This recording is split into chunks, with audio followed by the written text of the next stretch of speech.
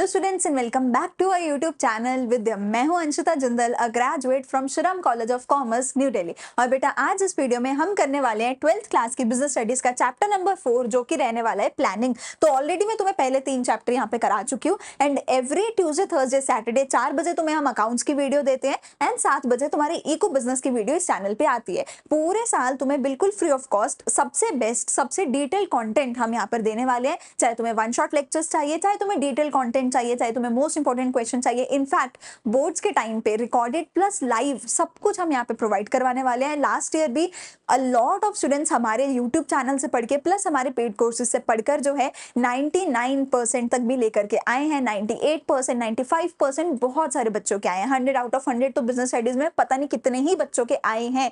So like share and subscribe कर लो channel को, क्योंकि इस साल हम पेड कोर्स नहीं बल्कि सब कुछ बिल्कुल फ्री में देने वाले, ताकि ज्यादा से ज्यादा बच्चे हमसे सिर्फ यूट्यूब पर ही फ्री ऑफ कॉस्ट पढ़ के 100 आउट ऑफ 100 ला सके। तो ऑलरेडी हम 3 चैप्टर कर चुके हैं। सारे नोट्स आपको जो है टेलीग्राम पे मिल जाएंगे। नीचे हमारा टेलीग्राम चैनल है, उसको ज्वाइन करो, व्हाट्सएप चैनल है, उसको ज्वाइन करो, प्लस टेलीग्राम का डिस्कशन ग्रुप है जहां पे हम डिस्कशन करते हैं, बच्चे डाउट्स पूछते हैं एंड हम उसको सॉल्व करते हैं, तो उसको भी ज्वाइन कर लो।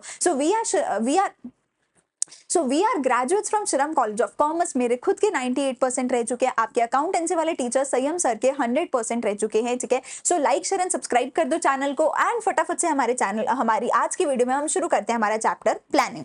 देखो अभी तक हमने पढ़ा था कि मैनेजमेंट क्या होता है, ठीक है, हमने पढ़ा था मैनेजमेंट के प्रिंसिपल्स क्या है, हमने पढ़ा है बिजनेस एनवायरनमेंट क्या है। अब आज से हम मैनेजमेंट के बेटा जी जो फंक्शंस होते हैं उनकी पूरी की पूरी सीरीज को करने वाले हैं स्टार्ट। तो मैनेजमेंट के बहुत सारे फंक्शंस होते हैं, ठीक है, प्लानिंग से लेके कंट्रोलिंग तक। प्लानिंग तो पहला फंक्शन है, उससे आज हम स्टार्ट करने वाले हैं। एक सबसे खास बात जो मैं बताना भूल गई, मेरे चैनल पे जो मैं तुम्हें देने वाली हूँ वो है बिजनेस स्टडीज में एक्रोनियम्स। देखो बिजनेस स्टडीज में ना तुम्हें एक ही टॉपिक के 5, 7, 10 पॉइंट याद करने पड़ेंगे। अगर पॉइंट्स एज इट इज नहीं लिखे नंबर कट जाएंगे। सबसे आसान है बिजनेस स्टडीज, पर सबसे कम नंबर आते हैं बच्चों के। क्यों? क्योंकि याद ही नहीं होते, as it is line wise सारे पॉइंटर्स याद नहीं होते, हेडिंग्स याद नहीं होती, समझ नहीं आता है अंदर क्या लिखना है, तो नंबर कट जाते हैं। मैं तुम्हें सबसे बेस्ट एक्रोनिम्स यहाँ पे बताऊंगी, जो सबसे इजीएस्ट एक्रोनिम्स तुम्हारे लिए रहने वाले, जो तुम्हें हर एक चीज चुटकी बजा के याद करवा सकते हैं। ठीक है, तो एक्रोनिम्स की मदद से पूरा सिलेबस में तुम्हें बहुत अच्छे से याद करवाने वाली। तो प्लानिंग में हम क्या करने वाले हैं, सबसे पहले फंक्शंस ऑफ मैनेजमेंट को शुरू करने वाले हैं। तो प्लानिंग सबसे पहला फंक्शन रहता है मैनेजमेंट का, ठीक है, जिसके बारे में हम पढ़ेंगे।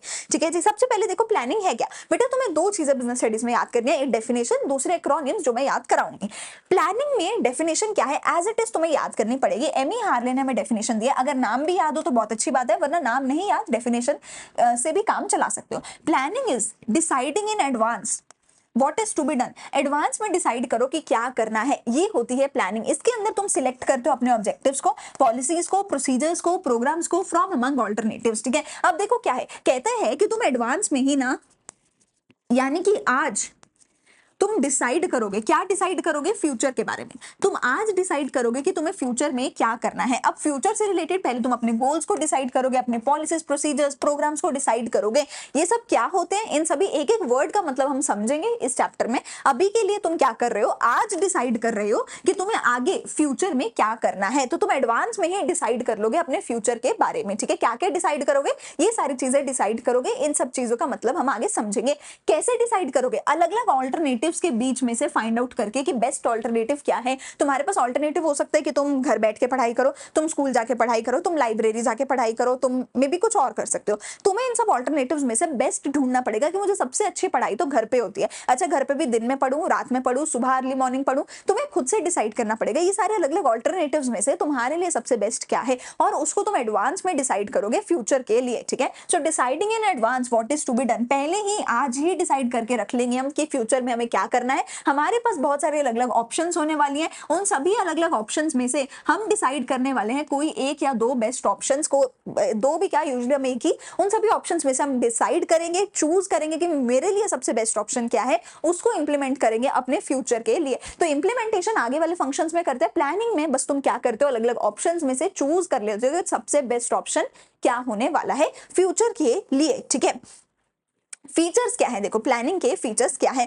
बेटा। अगर तुमने मैनेजमेंट पढ़ी है मेरे से, चैप्टर नंबर 1 पढ़ा है मैंने, वहां पे ना तुम्हें फीचर्स ऑफ मैनेजमेंट के लिए ना एक एक्रोनियम याद करवाया था। एक्रोनियम क्या था? गो mummy papa go to CID। ठीक है, गो mummy papa go to CID। ठीक है, GMP P G, go mummy papa go. To के लिए हमने कुछ नहीं करना है, CID, ये मैंने तुम्हें एक्रोनियम याद करवाया था, ठीक है जी। लेकिन इसी सेम एक्रोनियम को हम जो फीचर्स ऑफ मैनेजमेंट वाला एक्रोनियम था, इसी से हम जो है हमारे प्लानिंग के भी जो है फीचर्स याद कर सकते हैं। बस यहाँ पे गो की जगह तुम क्या लगा दोगे, please mummy papa go to CID, ठीक है। तो हम क्या करने वाले हैं यहाँ पर, जो हमारे फीचर्स ऑफ मैनेजमेंट है एंड नॉट जस्ट प्लानिंग के, मैं तुम्हें आगे आने वाले सारे चैप्टर्स के फीचर्स सेम एक्रोनियम से याद करवाने वाली हूँ, ठीक है। तो क्या किया हमने, मैनेजमेंट का एक्रोनियम याद कर लिया, गो mummy papa go to CID, ठीक है। अब गो की जगह G की जगह P लगा दो, प्लानिंग P से शुरू होता है, तो एक्रोनियम में भी सबसे पहले P लगा दो, please mummy papa go to CID, ठीक है जी। देखो क्या क्या है, P से मेरे पास सबसे पहले क्या आएगा, प्लानिंग एक परवेसिव चीज है, यानी कि एवरीवेयर है।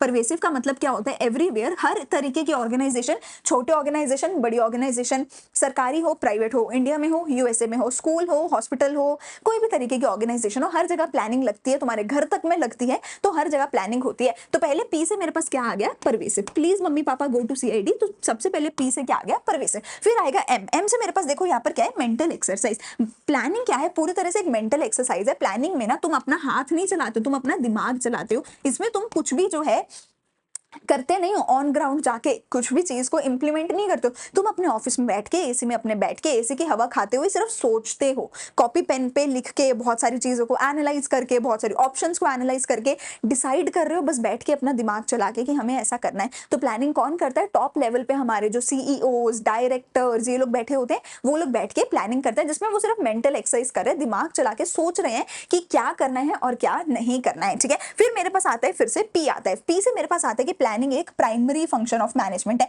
प्राइमरी का बेटा जी मतलब क्या होता है, फर्स्ट। तुम्हें पता ही है कि सबसे पहला फंक्शन, मैं तुम्हें ऑलरेडी बता चुकी हूँ, सबसे पहला फंक्शन तुम्हारी मैनेजमेंट का क्या है, वो है प्लानिंग। तो प्लानिंग क्या है, प्राइमरी फंक्शन ऑफ मैनेजमेंट है। बहुत सारे फंक्शन है मैनेजमेंट के, सबसे पहले प्लानिंग जो कि अगला चैप्टर है, फिर अगला चैप्टर ऑर्गेनाइजिंग, फिर स्टाफिंग, फिर डायरेक्टिंग, फिर कंट्रोलिंग, ये पांचों फंक्शन प्लानिंग के हैं। तुम्हारी पूरी बुक 1 जो है मैनेजमेंट के ऊपर है। सबसे पहला फंक्शन मैनेजमेंट का क्या है, प्राइमरी फंक्शन प्लानिंग है, सॉरी। सबसे पहला फंक्शन क्या है मैनेजमेंट का, यानी सबसे पहला फंक्शन क्या है, प्लानिंग। पहला P, प्राइमरी P, प्लानिंग भी P से, ठीक है। तो प्लानिंग इज द प्राइमरी और the first function of management. फिर आते हैं जी से तुम्हारे पास यहाँ पर देखो क्या आ सकता है, तुम्हारा ऑब्जेक्टिव्स की जगह पे तुम यहाँ पर जी से मैंने क्या लिखवाया था, गोल, ठीक है, कि planning focuses on achieving the objectives, ठीक है। जी से मैंने क्या लिखवाया था कि जो प्लानिंग है वो गोल्स के ऊपर जो है फोकस करती है, ठीक है। ऑब्जेक्टिव की जगह प्लानिंग जो है गोल्स के ऊपर फोकस करती है। एंड बेटा मैनेजमेंट है, चाहे तुम्हारी कंट्रोलिंग है, चाहे तुम्हारी ऑर्गेनाइजिंग है, स्टाफिंग है, डायरेक्टिंग है, हर एक चीज में तुम इस चीज को लिख कर आ सकते हो। हर चीज क्या है, गोल ओरिएंटेड है। हर चीज पूरी की पूरी मैनेजमेंट ओवरऑल तुम्हारी जो है गोल ओरिएंटेड है, गोल के ऊपर फोकस करती है। फिर सी से मेरे पास क्या आएगा, प्लानिंग जो है कंटिन्यूअस है। प्लानिंग जो है कंटिन्यूअस है। तो कंटिन्यूअस का क्या मतलब है कि अगर मैंने आज प्लानिंग कर ली है, इसका ये मतलब नहीं है कि मैं अब चुपचाप बैठ जाऊंगी, जिंदगी में कभी दोबारा प्लानिंग ही नहीं करूंगी। जी नहीं, आज भी प्लानिंग करूंगी, कल भी प्लानिंग करूंगी। मुझे लगातार प्लान करते रहना होगा। क्यों? क्योंकि मेरा बिजनेस एनवायरनमेंट लगातार बदलता रहेगा, विच इज वाई मेरे प्लान्स भी मुझे लगातार बिजनेस एनवायरनमेंट के अकॉर्डिंग बदलने पड़ेंगे। सो जो हमारा जो प्लानिंग है वो सी फॉर कंटिन्यूअस है, ठीक है। जी से मेरा क्या हो गया कि प्लानिंग जो है गोल ओरिएंटेड है, एंड सी से क्या हो गया, जो मेरी प्लानिंग है वो कंटिन्यूअस है। अब बेटा आता है आई, तो आई से तुम यहां पर लिख सकते हो कि प्लानिंग जो है, प्लानिंग इनटैंजिबल है। प्लानिंग इनटेंजिबल, अगर तुम लिखना चाहो तुम इसको पेपर में लिख के आ सकते हो। देखो मैं ऐसा क्यों बोल रही हूँ, क्योंकि अगर तुमने मैनेजमेंट के फीचर्स पढ़े हैं तो मैनेजमेंट के फीचर्स में भी आता है कि मैनेजमेंट इनटेंजिबल है, कि तुम्हें मैनेजमेंट दिखती नहीं है। अरे अगर जो मैनेजमेंट है वो इनटेंजिबल है तो मैनेज, या फिर सिंपल भाषा में बोला जाए, मैनेजमेंट जो है, मैनेजमेंट के जो भी फीचर्स हैं, क्या तुम्हें नहीं लगता वो सारे फीचर्स उसके फंक्शंस के भी होंगे? मैनेजमेंट के अंदर ही तो आता है ना, planning, organising, staffing, directing, controlling, ये सारी चीजें मैनेजमेंट के अंदर ही तो आती है ना। तो जो भी फीचर मैनेजमेंट का होगा वो सारे फीचर इनके तो ऑटोमेटिकली होने वाले हैं ना। तो अगर तुम चाहो तो मैनेजमेंट वाला कोई भी फीचर उठा के तुम इनके ऊपर लिख सकते हो, कोई तुम्हारे नंबर नहीं काटेगा, ये मेरी गारंटी है, ठीक है। तो जैसे मैनेजमेंट वाले जो फीचर्स थे अपने, गो mummy papa go to CID, अगर तुम वही वाले सारे भी उठा के इस पे लिख दोगे तो भी तुम्हारे नंबर नहीं कटोगे, क्योंकि तुम सोच के देखो ना कि मैनेजमेंट के अंदर ये सब कुछ आता है। अगर मैनेजमेंट के कोई फीचर है तो उसके अंदर जो चीजें आती है उनके भी तो सेम फीचर होंगे। तो इसलिए आई से आप लिख सकते हो कि जो प्लानिंग है वो भी इंटेंजिबल है। डी से आप लिखोगे कि जो प्लानिंग है बेटा जी वो क्या है, डिसीजन मेकिंग इन्वॉल्व करती है। Planning involves decision making. D से क्या लिखोगे कि जो प्लानिंग है, प्लानिंग इन्वॉल्व्स डिसीजन मेकिंग, की तुम प्लानिंग के अंदर डिसाइड करते हो बहुत सारे ऑल्टरनेटिव्स के बीच में से कि कौन सा एक बेस्ट ऑल्टरनेटिव है जिसको तुम्हें चूज करना है। तुम्हारे पास ऑप्शन है कि तुम अर्ली मॉर्निंग पढ़ोगे, तुम दोपहर को पढ़ोगे, तुम लेट नाइट पढ़ोगे या शाम को पढ़ोगे। तुम्हारे पास अलग अलग ऑप्शंस आ गए, तुम्हें इन ऑप्शंस में से डिसाइड करना है, डिसीजन लेना है कि तुम्हारे लिए सबसे बेस्ट क्या है। तो प्लानिंग इन्वॉल्व्स डिसीजन मेकिंग। इसी के आगे तुम लिख लो please mummy papa go to CID fast, एक और आगे वर्ड डालो F, please mummy papa go to CID fast. तो प्लानिंग इज फ्यूचरिस्टिक। एक और वर्ड आगे डाल देते हैं हम फास्ट, ठीक है, गो टू CID फास्ट, जल्दी से CID के पास जाओ, ठीक है। तो देखो मैंने बिल्कुल सेम एक्रोनिम बनाया है जो हमारा मैनेजमेंट में था, which was go mummy papa go to CID, ठीक है जी। अब P फॉर प्लानिंग है तो इस एक्रोनिम को P से शुरू कर दो, प्लानिंग की तरह ही P से शुरू कर दो, please mummy papa go to CID। एक एक्स्ट्रा वर्ड मैंने जोड़ दिया फास्ट, तो प्लानिंग इज फ्यूचरिस्टिक। तुम आज प्लानिंग करते हो, फ्यूचर के बारे में करते हो, please mummy papa go to CID fast. तो F से प्लानिंग जो है फ्यूचरिस्टिक है, प्लानिंग कर आज रहे हो पर फ्यूचर के बारे में कर रहे हो, एडवांस में सोच रहे हो, ठीक है। तो अभी क्वेश्चन है, टाइम स्टैम्प डालोगे और मुझे तुम बताओगे कमेंट सेक्शन में कि इसका सही आंसर क्या होने वाला है, ठीक है। हमें पूछा क्या गया है, कौन सा फीचर ऑफ प्लानिंग जो है वो यहाँ पे रिफ्लेक्ट हो रहा है। टाइम स्टैम्प डाल के मुझे कमेंट सेक्शन में बताओगे कि आंसर क्या है। जो करेक्ट आंसर होगा मैं उसको पिन करके बताऊंगी कि ये सही आंसर है, ठीक है।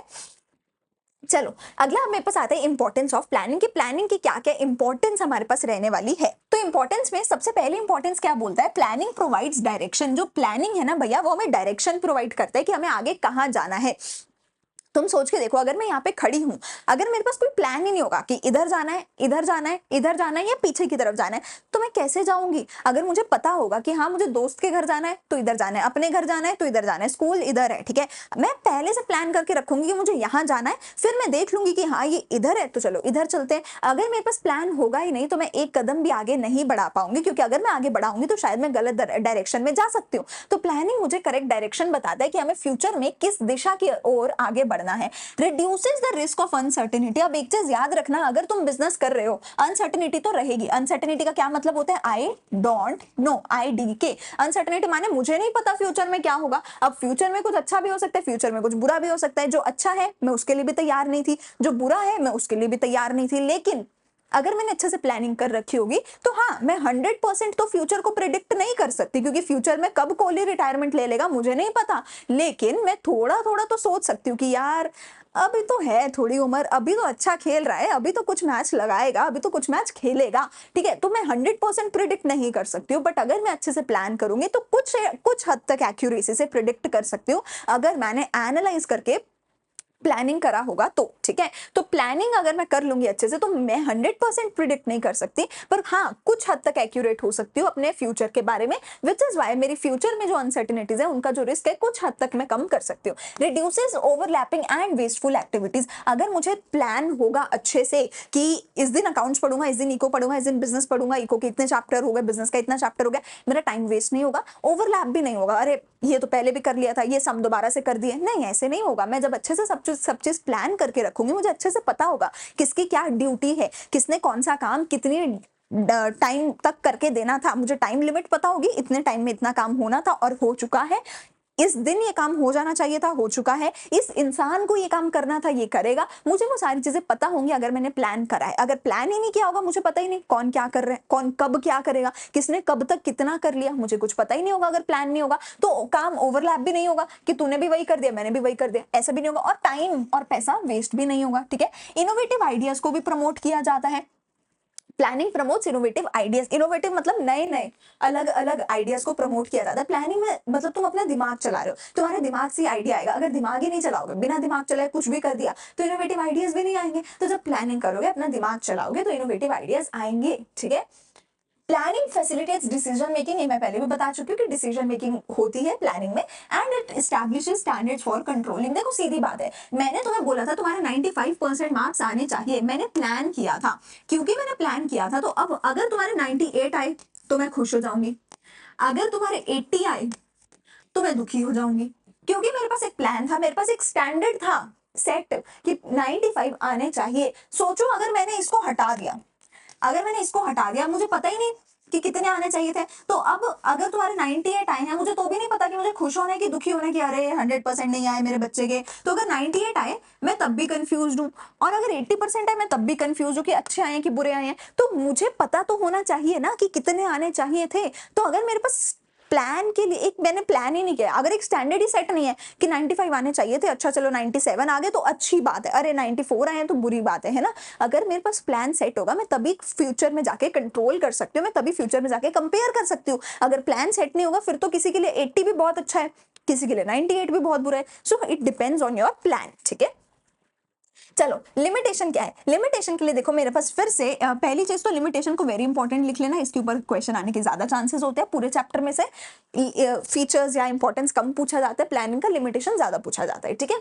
अब लिमिटेशंस के लिए भी बेटा मैंने एक एक्रोनिम बनाया है। एक्रोनिम क्या है, Delhi capital DC, Delhi capital से राजधानी, राजधानी ट्रेन चले, ठीक है। डीसी दिल्ली कैपिटल से राजधानी ट्रेन चली, ठीक है। ये हमारा क्या रहने वाला है, एक्रोनिम रहने वाला है लिमिटेशंस का, विच इज डीसी से राजधानी ट्रेन चली, ठीक है। DCSRTC ये मेरा क्या रहने वाला है, दिल्ली कैपिटल से राजधानी ट्रेन चली, इसका एक्रोनियम रहने वाला है। अभी तुम्हें सुनने में थोड़ा सा मुश्किल, थोड़ा लेंदी लग रहा होगा, 5 बार बोलो, 5 बार बोलो बस मेरे साथ, ठीक है। और 5 बार बोलते ही तुम्हें अच्छे से याद हो जाएगा। अब देखो मैंने भी बिना देखे 1 सेकंड में बता दी कि इसका एक्रोनियम था, क्योंकि 5 बार मैंने बोला हुआ है, तुम 5 बार बोलोगे तुम्हें याद हो जाएगा। तो लिमिटेशन ऑफ प्लानिंग का क्या एक्रोनियम है, दिल्ली कैपिटल से राजधानी ट्रेन चली, बातें खत्म, ये हो गई limitation of planning. And very important है, इसके ऊपर क्वेश्चन ज्यादा पूछे जाते हैं। सो पहला डी है, डी से मेरे पास देखो यहाँ पर क्या होने वाला है कि प्लानिंग जो है it will not work in a dynamic environment. Planning dynamic environment में काम नहीं करती है, प्लान रिजिड होता है। मैंने तुम्हें बोल दिया कि तुम्हें अगले 5 दिन अच्छे से पढ़ाई करनी है, पर अगले 5 दिन में तुम्हारे घर में रिलेटिव्स आ गए, अगले 5 दिन में तुम बीमार हो गए, अगले 5 दिन में मे बी वॉर हो गई या लड़ाई हो, या कुछ भी हो सकता है, लाइट चली जाती है, कुछ भी हो सकता है, तो तुम काम कर ही नहीं पाए। तुमने तो सोचा था मैं अच्छे से करूंगा, तुम्हारी गलती भी नहीं है। अब तुम बीमार हुए या रिलेटिव आए, तुम्हारी गलती थोड़ी है। तो अगर मेरा बिजनेस एनवायरनमेंट लगातार चेंज होता रहेगा, ऐसे बिजनेस एनवायरनमेंट में प्लान काम नहीं करेगा। So planning will not work in a dynamic environment. So Delhi capital से राजधानी ट्रेन चली, तो पहला क्या है कि डायनामिक एनवायरनमेंट में प्लान्स काम नहीं करते। अगला मेरे पास देखो सी से आता है क्रिएटिविटी। प्लानिंग जो है वो क्रिएटिविटी को रिड्यूस करती है। कहां पर है, कहां पर है, प्लानिंग रिड्यूसेस क्रिएटिविटी, ठीक है। प्लानिंग जो है क्रिएटिविटी को रिड्यूस कर देती है, क्योंकि अगेन मैंने ना प्लान बना के रख लिया कि मैं अगले 5 दिन ऐसे ही करूंगी। अरे अब तीसरे दिन पे जाके अगर मुझे आइडिया आया कि यार मैं कुछ बेटर कर सकती हूँ, पर मैं वो करूंगी नहीं, क्यों, क्योंकि फिर मेरा प्लान पूरा नहीं हो पाएगा ना। तो मैंने तो ऑलरेडी 5 दिन प्लान कर रखे है ना, अब तीसरे दिन पे आगे मैं प्लान को चेंज नहीं कर पाऊंगी, ठीक है। अच्छा देखो मैं शायद अपना प्लान चेंज भी कर लूं, मेरा जो एम्प्लॉई है वो नहीं चेंज कर पाएगा ना, क्योंकि अगर एम्प्लॉय को तीसरे दिन पे जाके बेटर आइडिया आता भी है तो भी वो अपने आप से कर ही नहीं सकता, उसको आके मेरे से पूछना पड़ता है। तो ऐसे केस में अगर तुम एम्प्लॉयज को एक सेट प्लान दे देते हो, अगर उस प्लान के दौरान एम्प्लॉय क्रिएटिव होना भी चाहे, वो क्रिएटिव नहीं हो पाता, क्योंकि वो प्लान से बंधा हुआ है, ठीक है। अगला मेरे पास आता है एस। तो एस से क्या आता है, planning does not guarantee success. अरे तुमने इतना प्लान भी कर लिया, तुमने इतना सब कर लिया, लेकिन इट डजंट मीन कि तुम्हारे को सक्सेस मिल ही जाएगा। तुमने अपने बहुत अच्छे से प्लानिंग करी, प्लानिंग के हिसाब से पूरा साल पढ़ाई करी, ठीक है, अपने प्लान को फॉलो किया, बट स्टिल तुम पेपर वाले दिन बीमार हो गए, पेपर आउट ऑफ सिलेबस आ गया, पेपर मुश्किल आ गया, पेपर में तुम्हारी कंसंट्रेशन नहीं बनी, तुम नर्वस हो गए, गर्मी ठंडी कुछ भी हो गया। तो प्लान ये गारंटी नहीं करता है कि तुम्हारे 97% आएंगे ही आएंगे, चाहे तुमने पूरा साल कितना भी पढ़ा हो। So planning still can not guarantee success. हमने क्या बोला था, it can reduce the risk of uncertainty. वो फ्यूचर में थोड़ा सा रिस्क को रिड्यूस कर सकता है, पर 100% रिड्यूस नहीं कर सकता। तो गारंटी ऑफ सक्सेस तो प्लान नहीं दे सकता, ठीक है। So planning does not guarantee success, success की गारंटी भी नहीं है। ये सारी चीजों के आगे नॉट लगाते रहना, क्योंकि लिमिटेशन है तो लिमिटेशन में हर चीज के सामने इनमें नॉट लगा देना। Not in a dynamic thing, not no creativity, no guarantee of success, ठीक है। आर से क्या आएगा कि प्लानिंग बहुत ज्यादा रिजिड है, प्लानिंग बहुत ज्यादा रिजिड है। तुमने एक बार जो प्लान बना लिया, planning will lead to rigidity. तुमने एक बार जो प्लान बना लिया सबको वही फॉलो करना पड़ेगा, उसमें चेंजेस नहीं हो सकते। अगर चेंज कर ही रहे हो तो प्लान करने का फायदा ही क्या हुआ, ठीक है। सो प्लानिंग से बहुत रिजिडिटी हो जाती है, हर किसी को उसके अकॉर्डिंग ही काम करना पड़ता है, कोई अपने हिसाब से उसको चेंज नहीं कर पाता है, ठीक है। सिचुएशन के हिसाब से तुम कई बार चेंज नहीं कर पाते हो, क्योंकि जो प्लान बना है तुम्हें बस उसको ही फॉलो करना होता है, क्योंकि प्लान बनाने में बहुत टाइम भी जाता है, बहुत पैसा भी जाता है, बहुत लोग उसमें इन्वॉल्व होते हैं, तो तुम चेंज नहीं कर पाते हो। टी से वही आएगा कि प्लानिंग जो है बहुत ज्यादा कंज्यूमिंग है, और सी से वही आएगा कि प्लानिंग में कॉस्ट भी बहुत ज्यादा लगती है, ठीक है। प्लानिंग में टाइम भी बहुत ज्यादा लगता है। देखो अगर तुम सोचो कि बड़ी बड़ी कंपनियां जो बड़े बड़े प्लान बनाती हैं ये एक दिन में हो जाता है, तो नहीं, एक दिन में नहीं होता है। एक एक सेल जो वो लॉन्च करते हैं, एक एक सेल के पीछे बहुत लंबी लंबी प्लानिंग होती है, ठीक है। सिमिलरली कॉस्ट, प्लानिंग में बहुत ज्यादा कॉस्ट लगती है, ठीक है, क्योंकि मेजरली प्लानिंग करते कौन है, जितने भी टॉप मैनेजमेंट के लोग हैं वो प्लानिंग करते हैं, उनकी फीस, उनकी सैलरी बहुत ज्यादा होती है, बहुत ज्यादा होती है, ठीक है। एंड प्लानिंग में बहुत ज्यादा कॉस्ट जो है हमें इस वजह से बियर करनी पड़ सकती है, क्योंकि टेक्निकली प्लानिंग अपने आप में तुम्हें रिजल्ट भी निकाल के नहीं दे रही है, प्लानिंग अपने आप में कोई काम तो करके दे ही नहीं रही है, तुम्हें बस कुछ एक पेजेस पे लिख के दे दिया जाएगा कि ये प्लान है, ना कोई इंप्लीमेंटेशन करके दे रही है, ना कोई रिसोर्स खरीद के दे रही है, ना ही कोई सक्सेस की गारंटी दे रही है, बस वो 4 पन्नों पे लिख के दे दिया जाएगा कि हाँ भाई ये प्लान है, ठीक है ना। तुम बहुत ज्यादा रिसर्च करते हो, कंपिटिटर्स का एनालिसिस करते हो, उस सब में बहुत ज्यादा टाइम जाता है। So planning is very very very very time consuming, very very costly. तो ये हमारे सारे के सारे क्या हो गए लिमिटेशंस प्लानिंग के, जो कि क्या है, दिल्ली कैपिटल से राजधानी ट्रेन चली, ये सारे ही मेरे क्या है लिमिटेशंस है प्लानिंग के। डायनामिक एनवायरनमेंट में काम नहीं करती, क्रिएटिविटी रिड्यूस करती है, सक्सेस की गारंटी देती नहीं है, रिजिड होती है, टाइम कंज्यूमिंग होती है, कॉस्ट बहुत ज्यादा होती है। पीछे वाले तीनों में नॉट नहीं लगाना है, आगे वाले तीनों में नॉट लगाना है। Not working in dynamic conditions, no creativity, no success. पीछे वाले तीनों में यस करने की, रिजिड है, टाइम कंज्यूमिंग है, कॉस्ट कंज्यूमिंग बहुत ज्यादा है, ठीक है जी। ये सारे के सारे मेरे क्या हो गए लिमिटेशंस ऑफ प्लानिंग हो गए। अगला यहाँ पर मेरे पास टॉपिक आता है प्लानिंग के प्रोसेस का। देखो प्रोसेस का मतलब होता है कि जो चीज लाइन बाय लाइन चलेगी, ठीक है। जैसे कि फॉर एग्जांपल जो हमारी लिमिटेशंस है, लिमिटेशंस के लेट्स से 4 या 5 पॉइंट हैं, तो जरूरी नहीं है कि तुम इनको सेम ऑर्डर में लिख कर आओगे, तुम इनको आगे पीछे करके लिख सकते हो। जैसे मैंने भी आगे पीछे करके एक्रोनिम बनाया है, कोई जरूरी नहीं है कि तुम सेम ऑर्डर में लिख के आओगे। हाँ, कुछ हद तक ये जरूरी हो जाता है कि सेम वर्ड लिख कर आओगे कि डायनामिक क्रिएटिविटी, पर सेम ऑर्डर में लिख के आओगे ये जरूरी नहीं है। लेकिन जब भी तुम्हें मैं किसी भी चीज का प्रोसेस पढ़ाने वाली हूँ, तो प्रोसेस में ना एक्रोनियम बनाने में हर चीज में थोड़ी सी एक एक्स्ट्रा दिक्कत खड़ी हो जाती है। वो एक्स्ट्रा दिक्कत क्या खड़ी हो जाती है कि तुम्हें इसको सेम टू सेम ऑर्डर में याद करना है। एक तो याद भी करने हैं सारे पॉइंट, और याद भी सेम ऑर्डर में करने हैं। बताओ, ये तो बहुत बड़ी दिक्कत हो गई। सीयूईटी के पर्सपेक्टिव से स्पेशली बहुत इंपॉर्टेंट हो जाते हैं। सीयूईटी पे बहुत क्वेश्चन आते हैं ऑर्डर वाले, प्रोसेस वाले, क्योंकि यहाँ पे 2 दिक्कतें हो गई ना। पहली चीज तो सारे पॉइंट याद भी करने हैं, दूसरी चीज सही ऑर्डर में याद करने हैं। तो एक्रोनियम बनाने में दिक्कत है, याद करने में दिक्कत है, पेपर में सेम ऑर्डर में लिखने में दिक्कत है, ठीक है। लेकिन फिर भी मैंने तुम्हारे आगे वाले जितने भी प्रोसेस है, और ये तो बहुत छोटा प्रोसेस है, आगे वाले जितने भी है, स्टाफिंग का, सिलेक्शन का, ठीक है, हर चीज के प्रोसेस के बहुत अच्छे, बहुत प्यारे, बहुत आसान एक्रोनियम बना रखे हैं, और ऐसे एक्रोनिम बना रखे जो आपस में मेल खाते हैं, ताकि तुम्हें याद करने में भी दिक्कत ना हो। बट इसका प्लानिंग के प्रोसेस का, ठीक है, बहुत सिंपल सा एक एक्रोनिम है जो कि रजत सर ने आपको दिया ही हुआ है। रजत सर का एक बहुत प्यारा सा सिंपल सा एक्रोनिम है, कई सालों से हम लोग सभी यूज करते आ रहे हैं। तो ये एक ऐसा एक्रोनिम है जो मैंने खुद का नहीं बनाया, क्योंकि और कुछ बन भी नहीं रहा है इसका, जो कि हमारा सिंपल सा एक्रोनिम है, तुम सबको पता होगा, एस डाइज इफ, ठीक है। बाकी सारे एक्रोनिम मैं तुम्हें बहुत अच्छे से करवाने वाली हूँ। इसका एक सिंपल सा ये छोटा सा एक्रोनिम है, ठीक है, borrowed, that is S dies if, ठीक है। तो हमारा सबसे पहले क्या है, सेटिंग ऑफ ऑब्जेक्टिव्स, ठीक है। सबसे पहले और क्या है मेरे पास, सेटिंग ऑफ ऑब्जेक्टिव्स।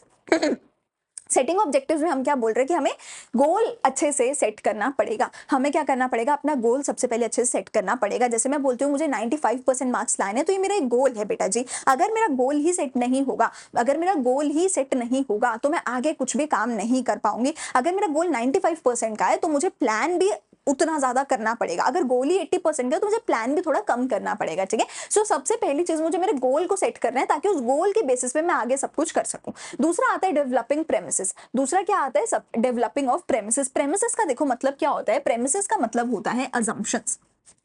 प्रेमिसेस का मतलब होता है अजम्पशंस, कि हमें ना अजम्पशंस लेने पड़ेंगे फ्यूचर के बारे में। देखो मैं अज्यूम करके चलती हूँ कि भैया अगले 1 साल में मैं अपने घर पे रहने वाली हूँ, मेरे कोई रिश्तेदारों की शादी नहीं आने वाली है, मैं बीमार नहीं होने वाली हूँ, मैं कहीं जाने नहीं वाली हूँ, और उस अजम्पशन के बेसिस पे मैं अपना प्लान बनाऊंगी कि मैं 1 साल में ऐसे ऐसे पढ़ाई करूंगी, ठीक है ना। अब ये तो मैं अज्यूम ही कर रही हूँ ना। अगर मैं प्लान बना रही हूँ कि मैं 1 महीना पूरा हर रोज 5 घंटे पढ़ूंगी, तो मैं अज्यूम ही कर रही हूँ ना कि 1 महीना पूरा मैं कहीं जाऊंगी नहीं, मैं बीमार नहीं पड़ूंगी, किसी की शादी नहीं आएगी, मेरे घर पे कोई नहीं आएगा, मैं अज्यूम ही तो कर रही हूँ। तो मुझे कुछ अजम्पशंस लेनी पड़ती है, और उन अजम्पशंस के बेसिस पर मैं अपने आगे वाले प्लान बनाती हूँ। अगर मैं वो अजम्पशंस नहीं लूंगी, और ऑब्वियसली मैं बोल के वो अजम्पशन नहीं ले रही हूँ कि हाँ 1 महीना कहीं नहीं जाना, ठीक है, ऑटोमेटिकली मेरे दिमाग में अज्यूम्ड है कि हाँ कहीं जाना तो है नहीं, ठीक है ना, तो उस बेसिस पे प्लान बना रहे हैं। तो एक अजम्पशंस लिए जाते हैं, उन अजम्पशंस के बेसिस पे फिर आगे वाली प्लानिंग करी जाती है। गोल सेट कर लिया, अजम्पशंस ले लिया, अब प्लानिंग शुरू करते हैं। अब मैं क्या करूंगी, आइडेंटिफाई करूंगी ऑल्टरनेटिव कोर्स ऑफ एक्शन को, मतलब कि क्या क्या ऑल्टरनेटिव्स मेरे पास हो सकते हैं। उन सभी ऑल्टरनेटिव्स को पहले आइडेंटिफाई करूंगी, फिर उन सभी ऑल्टरनेटिव्स को इवैल्यूएट करूंगी, फिर उन्हीं सभी ऑल्टरनेटिव्स को इवैल्यूएट करूंगी, और फिर सबसे बेस्ट ऑल्टरनेटिव को सिलेक्ट कर लूंगी। सिंपल भाषा में बोला जाए तो सबसे पहले मैं आइडेंटिफाई करूंगी कि मैं अर्ली मॉर्निंग पढ़ सकती हूँ, ठीक है, मैं ड्यूरिंग द डे पढ़ सकती हूँ, और फिर मैं लेट नाइट पढ़ सकती हूँ। मेरे पास 3 अलग-अलग अल्टरनेटिव्स हैं पढ़ाई करने के। तो पहले मैंने स्टेप 1 में क्या किया, आइडेंटिफाई कर लिया कि मैं 3 टाइम ड्यूरेशंस पे पढ़ सकती हूँ। अर्ली मॉर्निंग उठ के पढ़ सकती हूँ, ड्यूरिंग द डे पढ़ सकती हूँ और लेट नाइट स्टडी कर सकती हूँ। 3 अल्टरनेटिव्स हैं। अब मैं स्टेप 2 में इवैल्यूएट करूँगी कि अर्ली मॉर्निंग तो यार बहुत नींद आती है। यहाँ पे बहुत नींद आती है यार, दिन में तो बस चाय दे दो, कॉफी दे दो। यहाँ मैं बहुत खुशी से पढ़ सकती हूँ, रात भर मजे से पढ़ सकती हूँ, ठीक है। तो मैं इसको इवैल्यूएट कर रही हूँ कि यहाँ पर ऐसा होगा, यहाँ पर मम्मी पापा आ जाते हैं ऑफिस से तो ये दिक्कत हो सकती है, यहाँ पर सब सो जाते हैं, ठीक है। मैं इवैल्यूएट कर रही हूँ। या उल्टा भी हो सकता है, उल्टा भी हो सकता है, ठीक है, तुम्हारे घर पे कि अरे रात को तो सब जाग रहे होते हैं, तो मैं क्या करूंगी, रात को जल्दी सो जाऊंगी और 10 सुबह उठ के पढ़ सकते हो। तो तुम इवैल्यूएट कर रहे हो अपने अकॉर्डिंग। और फिर स्टेप 3 में उस इवैल्यूएशन के बेसिस पे तुम सिलेक्ट करते हो कि हाँ ये कर लेती हूँ या फिर ये कर लेती हूँ या ये कर लेते हो। तुम अपने इवैल्यूएशन के बेसिस पे सिलेक्ट करते हो। तो पहले आइडेंटिफाई करते हो ऑल्टरनेटिव कोर्स ऑफ एक्शन को, फिर इवैल्यूएट करते हो उन सभी कोर्सेज ऑफ एक्शन को और फिर सबसे बेस्ट ऑल्टरनेटिव को सिलेक्ट कर लेते हो। अब जो सिलेक्ट हो ही गया, अब उसको इंप्लीमेंट भी कर दो। अब जब प्लान सिलेक्ट कर ही लिया तो उस प्लान को इंप्लीमेंट क्यों नहीं कर देते, तो अब उस प्लान को इंप्लीमेंट कर देते हैं। इंप्लीमेंट करने के बाद हम क्या लेते हैं जी, फॉलो अप एक्शन लेते हैं। फॉलो अप एक्शन मतलब कि उसके बाद हम देखेंगे कि अब अच्छा प्लान तो किया था एक दिन में 5 घंटे पढ़ लेंगे, पर आज तो 7 घंटे पढ़ लिया, आज तो मजा आ गया पढ़ाई करके, चलो अगले हफ्ते में से 2 घंटे हम कहीं पे घूम आएंगे। या फिर अरे यार 5 घंटे पढ़ना था, आज तो सिर्फ 3 ही घंटे पढ़ा हूं, तो अगले हफ्ते भर में मुझे जो है 2 घंटे एक्स्ट्रा पढ़ना पड़ेगा। तो मैं फॉलो अप एक्शन लेने वाली हूँ प्लान इंप्लीमेंट करने के बाद, क्योंकि प्लान इंप्लीमेंट करने के बाद सब कुछ एज इट इज प्लान के अकॉर्डिंग नहीं जाता है। कुछ अच्छा जाता है, कुछ बुरा जाता है, कुछ बहुत बुरा जाता है, कुछ खत्म भी करना पड़ता है, कुछ रीस्टार्ट करना पड़ता है। तो वो सारी चीजें उसके बाद करी जाएंगी प्लान को देखने के बाद, प्लान को इंप्लीमेंट करने के बाद। जो सबसे पहले ऑब्जेक्टिव्स को सेट किया हमने, गोल सेट किया, assumptions ले लिए, identify evaluate select, identify evaluate select, IES, identify course of action alternatives का, evaluate alternative, select the best alternative, फिर इंप्लीमेंट किया प्लान को और फिर फॉलो अप एक्शन ले लिया। ये हमारा बहुत सिंपल सा छोटा सा क्या हो गया, प्लानिंग का प्रोसेस हो गया, ठीक है जी। तो आई होप तुम्हें यहाँ तक पूरा लेक्चर अच्छे से समझ आया होगा। सेकेंड पार्ट में हम करेंगे हमारे types of plan. Types of plan में ट्रस्ट में मैं तुम्हें इतने अच्छे से हर टाइप ऑफ प्लान समझाऊंगी, और इसको भी तुम वेरी इंपॉर्टेंट की कैटेगरी में डाल लेना, क्योंकि इसका क्वेश्चन भी आता ही आता है। नो मैटर कौन सा सेट आ रहा है तुम्हारा, 3 नंबर में, 2 नंबर में, 5 नंबर में, इसका क्वेश्चन आएगा, मैं लिख के दे रही हूँ, ठीक है। इसमें दिक्कत क्या होगी पता है, वो ये नहीं पूछेगा कि स्ट्रैटेजी क्या होती है, सिंगल यूज प्लान क्या होता है, वो केस स्टडी दे देगा और बोलेगा इसमें कौन से प्लान की बात हो रही है, और तुम आइडेंटिफाई कर ही नहीं पाओगे, ये मेरी गारंटी है। तो मैं तुम्हें ऐसे ऐसे कीवर्ड्स बताऊंगी, जो कीवर्ड्स को बस अपने दिमाग में डाल लेना, वही कीवर्ड तुम्हारे पेपर में लिखा आएगा, उसी कीवर्ड के बेसिस पे तुम्हारा टाइप ऑफ प्लान तुम आइडेंटिफाई कर पाओगे। तो मिलते हैं अगली वीडियो में, जहां मैं तुम्हें बहुत अच्छे से हर एक टाइप ऑफ प्लान को समझाऊंगी, ऐसे ऐसे कीवर्ड्स बताऊंगी जो एज इट इज तुम्हारे पेपर में लिखे हुए आने वाले हैं, जिनकी मदद से तुम हर एक टाइप ऑफ प्लान को बहुत अच्छे से आइडेंटिफाई करके आंसर करके आ सकते हो। So please like share and subscribe to our channel. हम मिलते हैं अगली वीडियो में।